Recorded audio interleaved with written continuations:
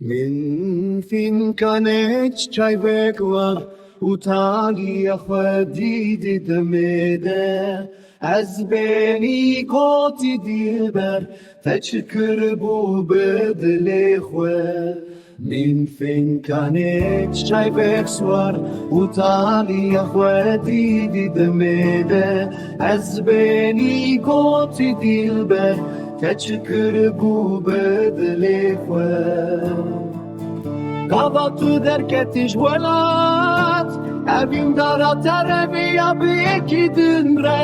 min serê xwe xwar kir bawer kir û nekir jî te çi kiribû dêr û nekir jî ez çûm mala wê min pirsî li serî yarê min dît xanî balayê pîrekê dem çê dikir dane kalekî pîr li şûna xelata dawetê bi gotina malbatê bi emirdê û bavê Ez kişam ser çiyayê min destê xwe danî ser dilê xwe hêsir her kinj çavê min serwan çavê rengîn xwe dê zulm lê kir ji bo zêrên zêde wan hevdû ji hev kirin neve îstika felekê dane kalekî pîr li şûna xelata dawetê bi gotina malbatê bi emirdê û bavê Ez kişam ser çiyayê min destê xwe danî ser dilê xwe